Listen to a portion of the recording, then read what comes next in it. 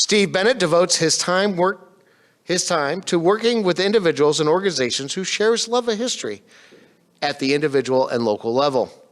He works with historical societies like Clackamas County and further their missions of collecting and preserving our collective artifacts and stories.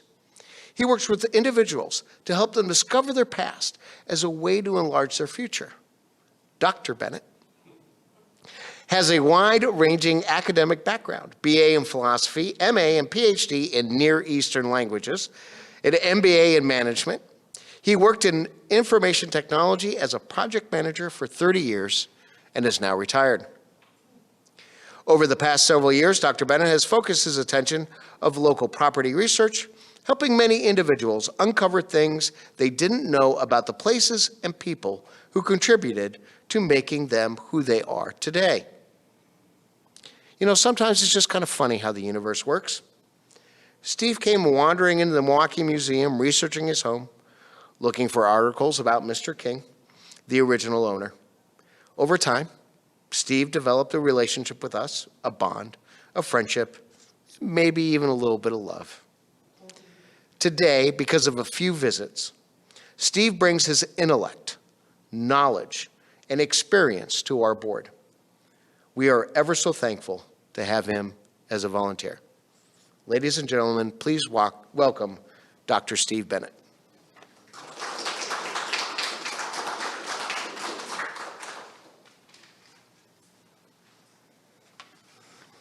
Thank you, Greg. That was more than kind.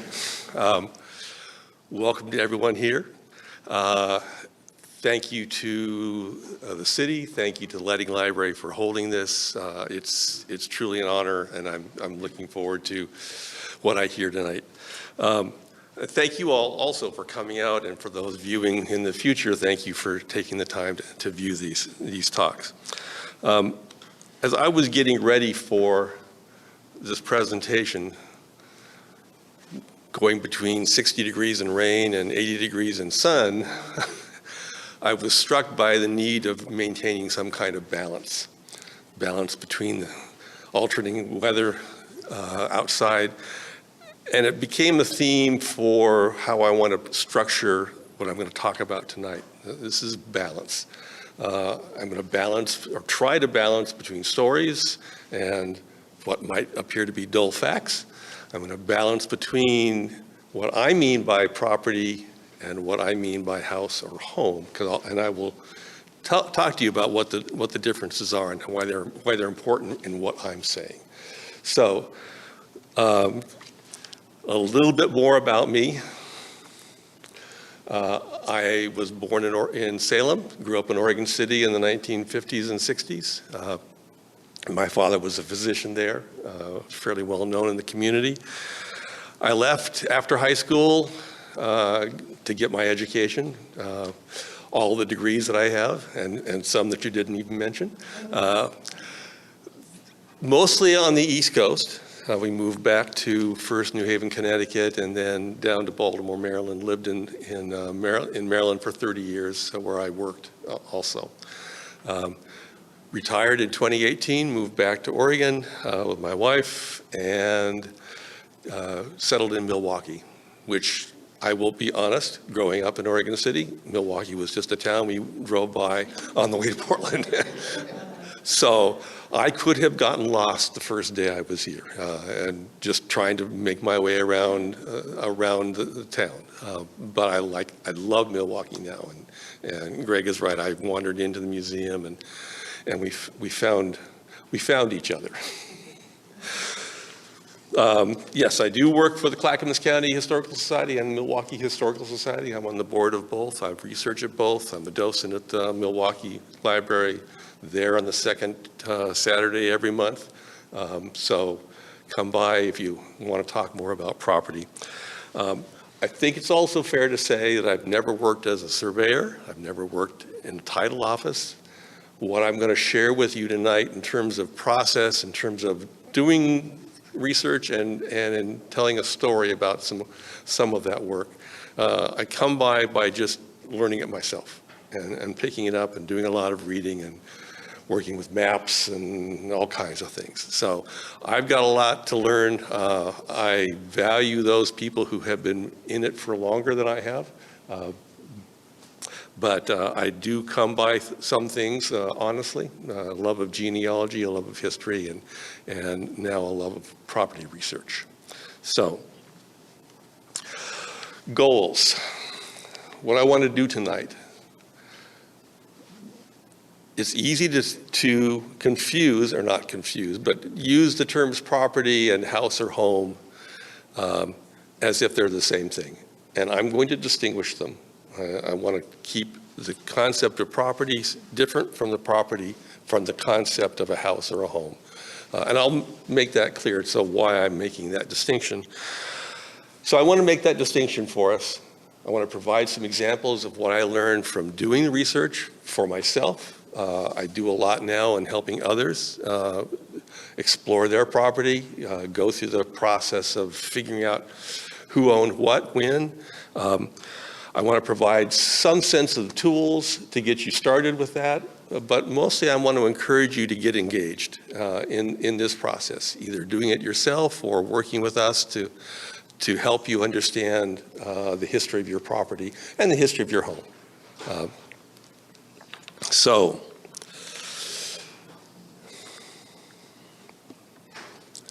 I didn't send you the updated one. Okay. I reversed these slides. So, what I want to talk about tonight, as I mentioned, is balancing the difference between property and home. And I'm going to do it by saying that a home is a structure. It could be a doghouse, it could be a barn. It doesn't have to be the house that you live in. It's a structure that's built on a piece of land. And I think it's useful to think of the questions that you would ask if you wanted to find out more about that particular thing, whatever it was. So for a house or a home, you might want to know, well, when was it built? Who built it? What's the architectural style? These are all questions that you would have and you would want to know more about if you're doing a research on your house and trying to figure out what happened with it. You might also have a question about the floor plan. Is it the same? Has it changed? When did it change? What things have been done to that house over time that vary it from how it was originally set up? That could be an important thing for you to know. And the last thing is, is it where it was built? You get McLaughlin House here in 1909 being moved up Singer Hill from its downtown location in Oregon City to the top of the bluff. Milwaukee Library, the Wise Farmhouse, was moved. So there are many older homes in the area that aren't where they were originally built, and it's important to know that. So you want to know, is your house where it was first built? If not, where was it before? When was it moved? These are all questions. The last one is, where is it located? For us, that's usually the street address. No particular street, it's just a picture. But if you think about those questions for a moment, you'd realize, I think, that there are very few places that you're going to go to get the answers to all of those. You know, there's not usually one document that's going to give you all that information, unless it happens to be a historic home and it's on the National Register. That's, you were in luck there. But more likely than not, you're going to have to work at and go to a number of different resources to find the answers to those questions. Let's contrast that with property, as I mean property. Property is just a piece of land, not the buildings that are on it, just the land itself. And what are the questions that we can ask about property? Well, what's it used for? What did it look like? Was it part of a larger development in a city? Before it became part of a city, it was there. Unless you're thinking in geologic terms, and I'm also really interested in geology, but unless you're thinking in geologic time, that land hasn't moved. Houses can move. The land hasn't moved very much. So what's important to know are, what are the boundaries of that land? How big is it? Who owned it? Who owns it now? Who owned it in the past? What's that history of transmission? And as I said, the boundaries and where it's located. Now, with the exception of the first two questions on that list, all those questions can be answered in one document, the deed.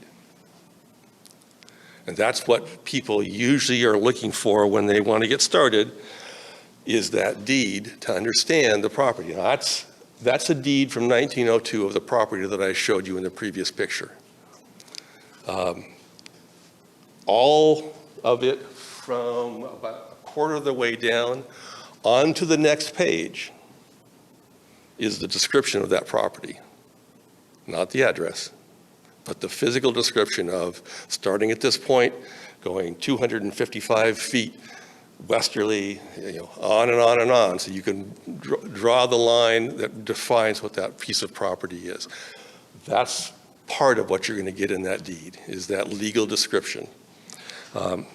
But there's more in the deed, and they're really important, and I'll give you some examples of how they can become important. But I'm going to stress a lot the working with deeds, because that's what I do a lot with. Obviously, you've got the buyer and the seller. You've got the date when the transaction took place. You've got witnesses. You've got other things that are mentioned in those deeds that all contribute to understanding the history of that property and how it's changed over time. What you won't find in the deed is anything about the structures. All it's going to say is everything that's on it, all the all the things that occur on that piece of property, they go along with it. But we're not interested in telling you anything about them. So in rare occasions, you might find that, but for the most part, your house and the home is not going to be on there. So, 3 important things to remember to start with. Addresses don't equal property location. And when I say address, I'm talking about the street address. Addresses can change, streets can change, the locations of streets can change, the names can change. Knowing your current address is helpful, but it's not going to get you very far. And I will tell you from personal experience, if you start this process and you walk into the recorder's office up in Red Soils and say, I'd like a copy of the deed for the property at such and such an address. They will tell you, we don't work with addresses. They will point you to the phone and say, here, call the tax assessor's office. We'll give you the number. Ask for the reference number of the most recent legal deed on that property, and they will give you a number. Give that number to us, and we'll look the deed up for you, because they work off of that reference number. And I say this because every time up there, at least 2 or 3 people are coming in and starting their conversation exactly that way. I want the deed to my property. Here's the address, and we don't work with addresses. So just be aware of that. It will save you some time and aggravation. It's not impossible. The tax assessor's office does work with addresses, but they don't keep the deeds. The recorder's office does.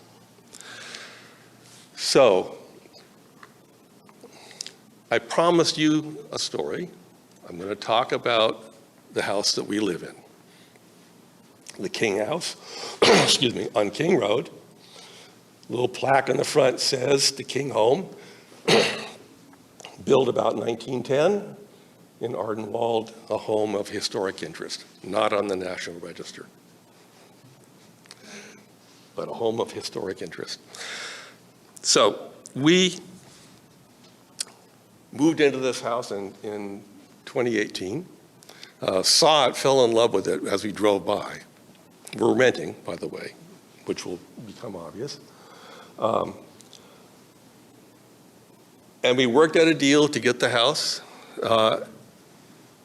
We were told at the time that we were looking at it that it was built by a Dr. King with his own hands, and he performed surgery in the basement. Well, I knew the house is owned by Providence Health Association, owners of Providence, Milwaukee. They own the property, they own the house. It's right next to the hospital, but not even the Dwyer Hospital that was there as a private hospital before went back to 1910. So the likelihood of this being built by a doctor by his own hands, I was dubious. But that was the story we were told. I've also heard stories that the doctor lived in the next house down, and he used to burn bodies in the basement.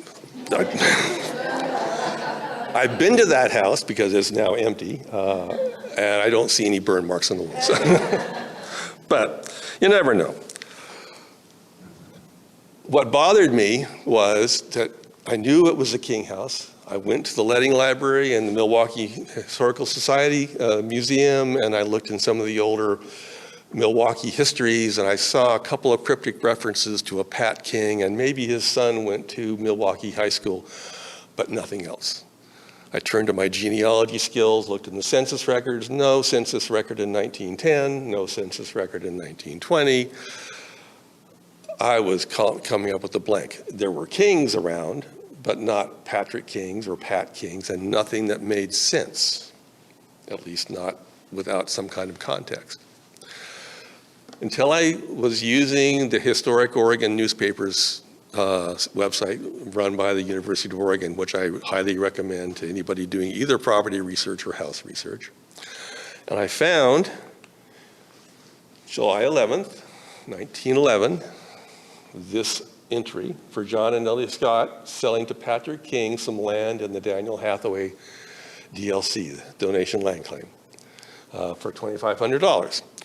Well, I knew enough where we lived that we were on the edge of the Daniel Hathaway DLC, not in it, we were right next to it. So I think the paper got it wrong. I know why they got it wrong, but they got it wrong. But this was enough. I now had a buyer, I now had a seller, and because I had the paper dated to July 11th, I knew I had a date that was pretty close to the transaction. Again, if you're dealing with looking for old records, old newspapers had real estate transactions all the time listed. So it's a good place to go if you're trying to find when a piece of property was sold. At least it gets you started. I won't go into the DLC now. That's way too much information. But if you don't know anything about DLCs, please look them up or come by. I'm glad to help you understand the importance of the donation land claim system and the fact that almost, well, I won't say all deeds, but many deeds in Oregon have that DLC even today listed in the legal description. It is so important to understanding the context of where a particular piece of property is. So I want to spend a little time, again, I'm balancing between a story and going into some details. Working with deeds. If you're a property owner, you probably already have a deed. You should have gotten it at settlement, even if you never looked at it. But it's the deed to your property. It lists who you bought the property from. It lists, the legal description and everything else. So if you're trying to work with deeds and understand your property history, that's a great place to start because you have the names and the information that you need. All of the land information about land sold in Oregon is kept in the county offices of the county in which the land is. So Clackamas County has all the deeds for property in Clackamas County. Even if the landowner is out of state, that deed, the official copy still resides there. For recent deeds, if you're just getting started and you're working with your own property, most of those are either online or available on computers. But for about 120 years of land records, from 1850 up to the 1980s, you're going to be working with microfiche and microfilm in the recorder's office. That's just the way it is. So if you're lucky enough to be working with Polk County, all of their records are online, every single one, but not so for Clackamas. They're working at it. But I wanted to give you 2 keys to success. One, simple, ask for help. When you go to the recorder's office, first thing you want to do is you want to find out where everything is. Where are the computers? Where are the readers? Where are the microfiche files, the indexes, the actual deed books themselves? Where do I go? How do I get started? They will help you to get you oriented, but they're not going to do the work for you unless you're working with your own current deed or something that they have in the computer. But they will be very helpful and they're very kind about it. The other thing, and I'm going to dive right directly into it, is knowing the difference between direct indexes and indirect indexes. And this gets down to a level of detail, but if you're doing property research, you will be working with these indexes all the time. So it's really critical to understand the difference. When you find just to highlight the process, when you find in this index the reference number that you're looking for, then you'll go to a different microfiche or microfilm. You'll pull up the copy of the deed, print it off, and you're on your way. That's basically the process. Here is a sample of an index. This happens to be a direct index. Just to understand how they work, keep in mind, I stressed the legal description of a property to begin with. That's not going to help you when you're trying to find this deed.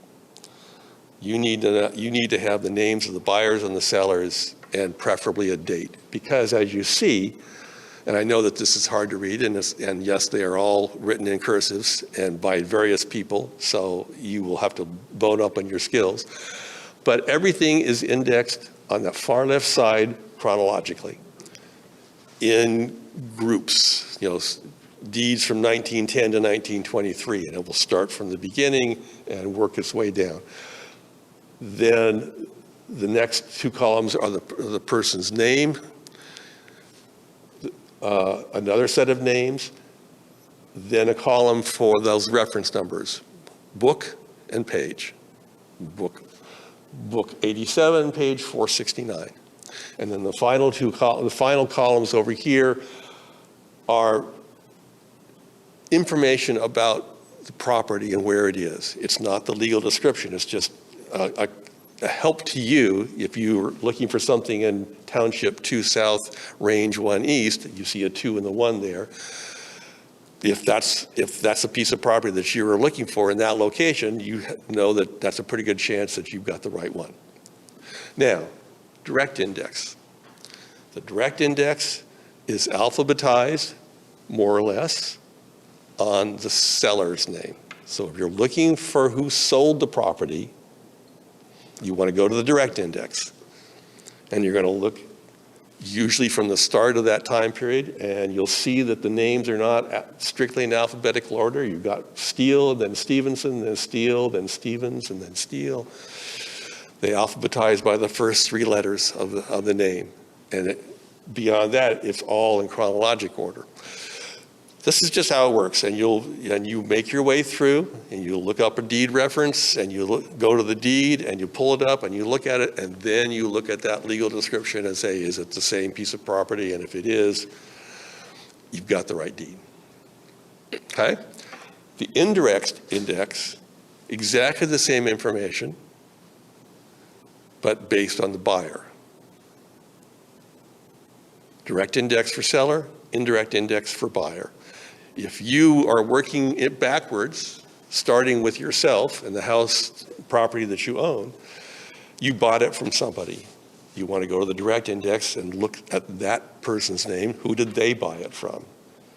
And then you go back to the next one. Who did they buy it from? And then who did they buy it from? And you trace it back. If you have, in my case, I wasn't sure who bought it. But I did have a buyer and a seller name and a date, so I could go to the right date. I could either go to the direct index and look for the seller John and Ellie Scott, or I could go to the indirect index and look for Patrick King. Either one works fine. All right, so that's working with those. I wanted to kind of illustrate, again, the importance of, let's see. Nope.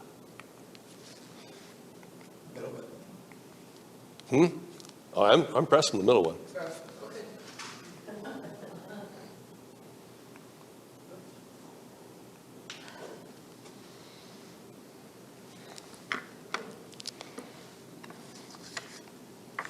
Okay.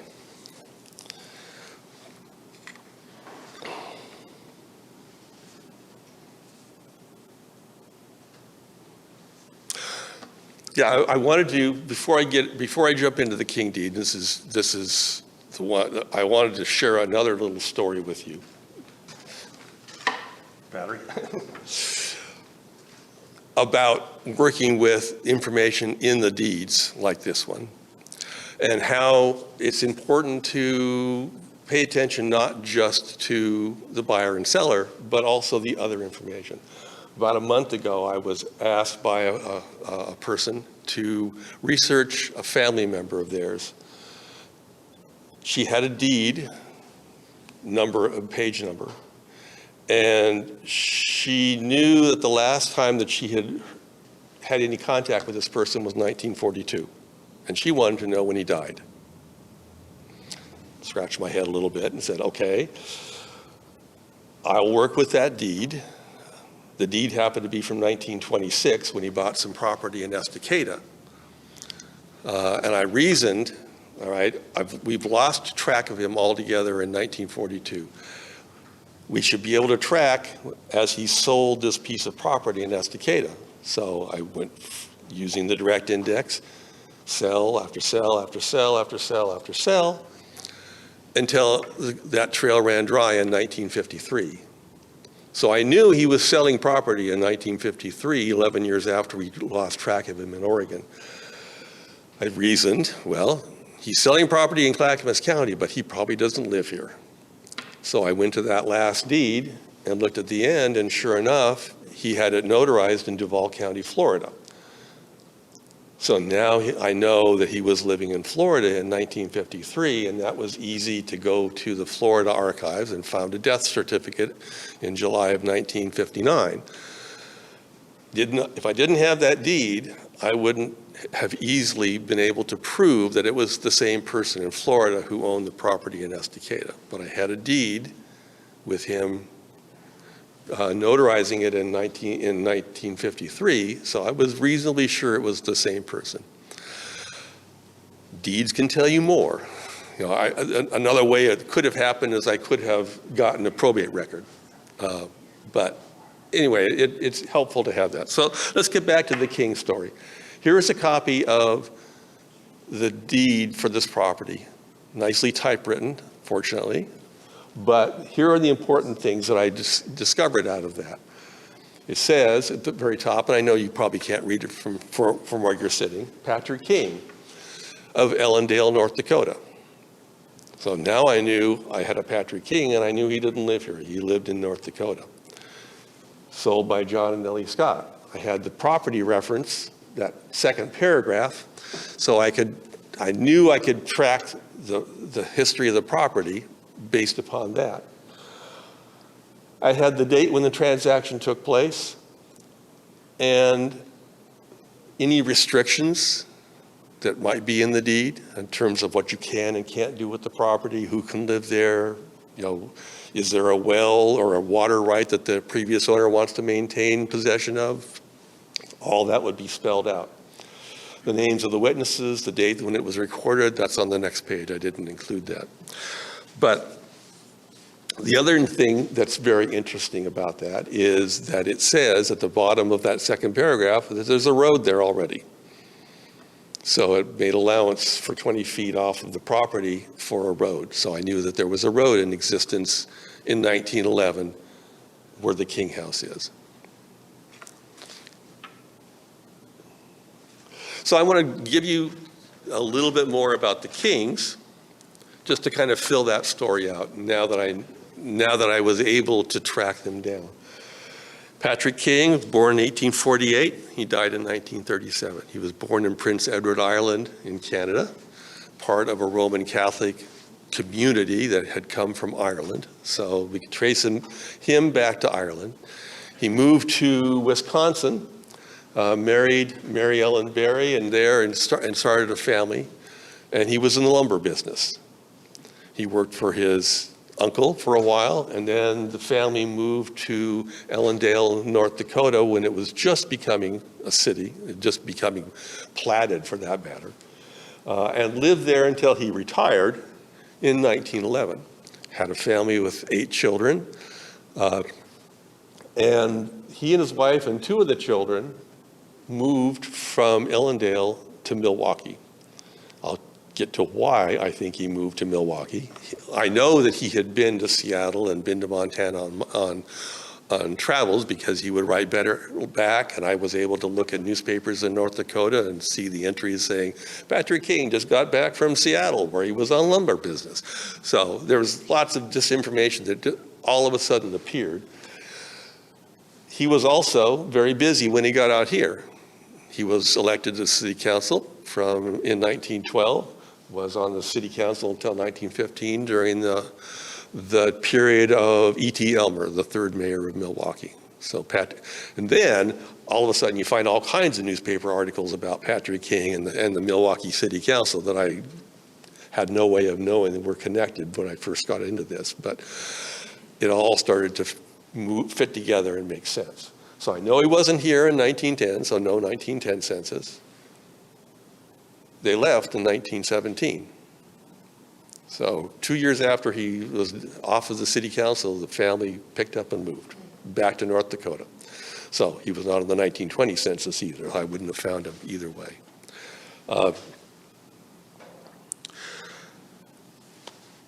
I mentioned that 2 of the children moved with them, the 2 youngest out of 8. One of the things that I have so far not been able to crack is finding a picture of him. I don't know whether there's a picture someplace buried in the city records. I haven't found one. I've not found one anyplace. I haven't gone to the lengths of trying to contact members of the King family and say, I know all about you. Can you give me a picture? I don't know how well that would go over, but I could try. But remember I mentioned that there was a story about his son being in Milwaukee High School. James Wilford King was, in fact, in the 1914 first class at Milwaukee High School. And there's this picture. He's the tall one in the back. That's the total class of the 1914 Milwaukee High School, first class. And some other people like Rachel Berkemeyer that people around here might know, well-known Milwaukee names. His sister, Florence Elizabeth, was going to be in the class of 1916 at Milwaukee High. And in fact, at the Milwaukee Library there, we've got a copy of the maroon, the student yearbook from 1916 that has some information on Florence King, but it ends by saying that she transferred to Washington High School in Portland, so she didn't finish in Milwaukee. And then, of course, the family left. So that's a little bit about the Kings. Now back to the property. I, of course, did trace it back from the Scotts to the Ladds, back to Hector Campbell, whose DLC the property is actually in. But here's the list of people who owned the property since the Kings left in 2017. Thomas and Anna Vastendahl were from North Dakota also. They were also in lumber. They were from, Thomas was from Iceland originally. He died in the mid-20s after having sold the property to his wife. She sold it to Louis Kuykendall, split the property, built the house just next door to us, and she moved there herself, and Louis moved into the big house. The stairs, and I hope I'm not mangling names for people who are longtime residents and who know some of these people, because I know people have come up and said, well, I know the Bells, the next family that lived there. Lawrence Caramella was a well-known radio personality in Portland when he was living in this house. I don't remember him from the 50s, 60s, or 70s when he was active, but I didn't listen to that station probably.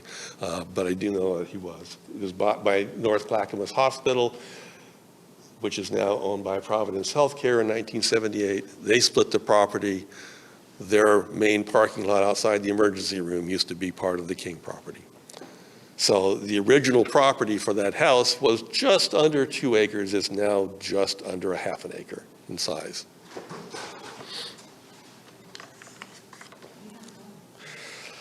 A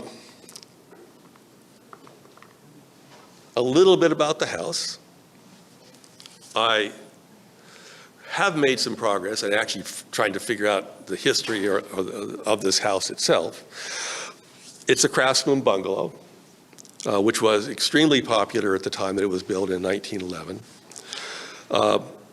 I don't know who built it, although they mentioned in newspaper articles that the Kings started building in July of 1911, right after they purchased, and they moved in October of 1911.